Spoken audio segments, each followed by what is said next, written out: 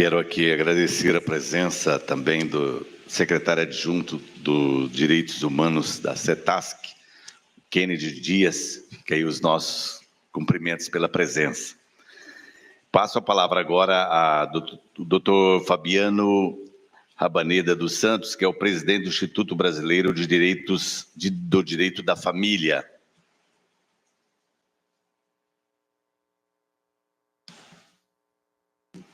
Deputado Sebastião Rezende, que cumprimento toda a mesa, uma mesa extremamente qualificada, uma mesa composta por membros que trabalham dioturnamente o direito da criança.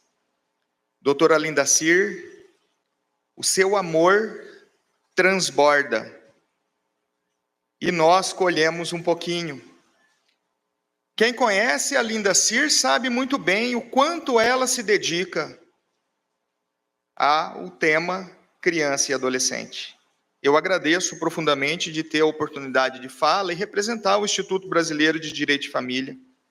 O Instituto Brasileiro de Direito de Família é uma instituição jurídica não governamental, sem fins lucrativos, que tem por objetivo desenvolver e divulgar o conhecimento sobre o direito das famílias e, por consequência, o direito da infância, direito da juventude. Quando nós falamos de 34 anos do Estatuto da Criança e do Adolescente, nós temos primeiro que entender o porquê que existia um Estatuto da Criança e do Adolescente. Qual foi a necessidade de fazermos um documento, ele é chamado estatuto porque ele reúne diversas premissas. A primeira vez que o Brasil viu falar em proteção à infância foi o Código Melo de Matos de 1927. O Código Melo de Matos foi a primeira vez que tratou do tema dentro do Brasil. Nós chamamos o Código Melo de Matos de Código de Menores, porque ele equiparava delinquência com a carência e o abandono.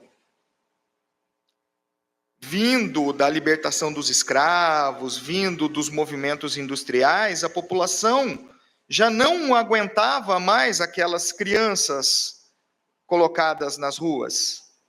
Então, o Código Melo de Matos tratou essas crianças carentes com o status de delinquentes. E nós vivemos assim por muitos e muitos anos. Quem se lembra da FEBEM, dos massacres que nós tínhamos? Foi na Constituição de 1988, vindo de movimentos sociais. O movimento de meninos e meninas de rua colheu mais de 1 milhão de assinaturas numa época onde não existia internet. E nós conseguimos incorporar no artigo 227 da Constituição Federal a doutrina da proteção integral, advinda de documentos internacionais, algo que era muito moderno para a época. Então, o artigo 227 diz que é dever da família, da sociedade e do Estado assegurar com absoluta prioridade. Veja, nós temos aqui, deputado, o primeiro princípio, o princípio da prioridade absoluta. Direito à vida, saúde, educação, e assegurar que crianças e adolescentes se ponham a salvos de toda forma de negligência, de opressão. Então, o artigo 227, ele é autoaplicável, não precisaria necessariamente de um estatuto. Basta aplicar a prioridade absoluta de um artigo constitucional e o melhor interesse. Quando eu digo prioridade absoluta, e eu conclamo nessa Casa de Leis, que tanto tem trabalhado em prol das crianças e adolescentes, eu estou dizendo que se nós tivermos que construir um hospital, pela prioridade absoluta constitucional, eu preciso primeiro construir um hospital infantil. Quando eu tiver que abrir um novo projeto ou uma estrada e eu tiver que construir uma creche, eu preciso construir a creche. Mas, infelizmente, quem conhece sabe que criança e adolescente não dá dinheiro. Criança e adolescente não traz voto. E, infelizmente, nós temos uma população que ela acaba ficando renegada. Renegada a um segundo plano e colocando essa prioridade absoluta apenas no papel. E nós, do Instituto Brasileiro de Direito e Família, nós trabalhamos para o fortalecimento dos direitos da criança e do adolescente. Através do aprimoramento, através dos estudos, através da participação dos nossos membros dentro da rede descentralizada de proteção da criança e do adolescente, nós propomos diversas melhorias, como, por exemplo, um assunto extremamente polêmico da adoção intuito persona, da adoção em que aquela pessoa entrega a criança para aquele que ele acredita que ser melhor. E nós temos diversas discussões sobre isso, sobre uma pseudo-fila de adoção. Nós criamos essa fila, nós criamos esses ajustes, e infelizmente nós temos diversas irregularidades no sentido de crianças que já estão convivendo com as suas famílias substitutas por um intermédio de guarda, que passado mais de anos são retiradas dessas famílias por uma questão meramente burocrática, desconsiderando totalmente o elo de afeto existente entre essa criança e essa família. Quando nós falamos de criança e adolescente, deputado, nós estamos tratando de seres humanos em formação. Quando nós falamos em crianças e adolescentes, nós estamos dizendo que esses seres, eles precisam de um atendimento diferenciado. Nós, adultos, temos que suportar os riscos. Nós temos que servir como uma barreira para todos esses riscos. Elas estão sendo formadas porque elas serão futuramente os adultos.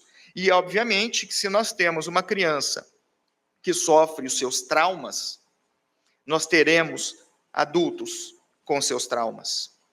Então, quando nós falamos de Estatuto da Criança e do Adolescente, nós estamos dizendo o seguinte: nós temos um conjunto de diretrizes, nós temos um conjunto de mecanismos, como o artigo 98, que diz que os pais podem ser responsabilizados por sua ação ou por sua omissão. Nós temos o artigo 101, que fala que existe um sistema protetivo, que a gente pode aplicar diversas medidas cautelares para proteger. Nós temos um artigo que coloca o Ministério Público como detentor, a tutela dos direitos judiciais e extrajudiciais para criança e adolescente. Na falta dos entes, na falta do pai, na falta da família, o Ministério Público tem que agir, porque é ele o responsável direto pela tutela e garantia dos direitos da proteção integral. Graças ao Estatuto da Criança e do Adolescente, que nós temos a oportunidade de não mais falarmos menor. Porque todas as vezes que nós nos dirigimos a qualquer criança ou adolescente como menor, nós estamos olhando para a doutrina da situação irregular. Nós estamos olhando para aquele momento onde as crianças elas viviam em situações de abandono. Todo cuiabano lembra muito bem que atrás da matriz ficavam as crianças que a gente chamava de trombadinhas. Hoje nós não mais aceitamos crianças nos semáforos, embora a gente ainda consiga observar que nós temos muitas crianças nos semáforos vindas refugiadas dos seus países, refugiadas da fome daquele país, que vieram para o Brasil numa esperança e por não terem todos os seus documentos, elas são renegadas ao semáforo. Isso nós olhamos, num primeiro momento doía. Hoje nós olhamos e faz de conta que não vê. Por quê? Porque isso acaba se tornando comum. Nós não podemos aceitar. Se estamos hoje aqui, nesta manhã, debatendo um tema tão importante quanto proteção infantil, nós não podemos aceitar. E compete à família, à sociedade e ao Estado tomar as medidas necessárias para que essas crianças sejam colocadas na escola. Não importa qual seja a sua nacionalidade. Lugar de criança é na escola. Nós temos, Lindacir, que defender com unhas e dentes o Instituto da Adoção. Porque é graças ao Instituto da Adoção, o ato de amor, graças ao ato de amor de milhares e milhares de brasileiros que vão nos lares e, tocados pelo afeto, adotam essas crianças. E nós sabemos que o processo de adoção é demorado, nós sabemos que o processo de adoção é complexo, e nós sabemos que o sistema recursal do Brasil é extremamente complexo. Nós não podemos brincar com essas crianças. Nós não podemos colocar, Lindacir, essas crianças em guarda temporária e 10 anos depois de processo nós fazemos a retirada e devolução para a família biológica por um pretenso arrependimento. O Poder Judiciário precisa trabalhar de maneira célere. O procedimento de destituição do poder familiar, ele precisa ser rápido, está dentro do estatuto e o estatuto tem que ser cumprido. Nós temos que tomar as devidas providências, nós temos que ter os mecanismos necessários para que se façam os estudos psicossociais de uma maneira correta. E nós sabemos o quanto os psicólogos e assistentes sociais sofrem, muitas vezes pela falta de um plano de carreira, muitas vezes porque eles são contratados temporários, muitas vezes porque falta profissionais. E aí o cobertor é curto, deputado. Na hora que a gente coloca a cabeça, descobre o pé. Na hora que eu coloco o pé, descobre a cabeça. O frio eu estou passando. Então eu faço esse apelo. E o IBDFAN se coloca completamente à disposição, através dos seus profissionais, através dos seus associados, para poder divulgar, para poder disseminar, para poder dialogar todas as formas de proteção das nossas crianças e adolescentes. Eu agradeço muito a oportunidade.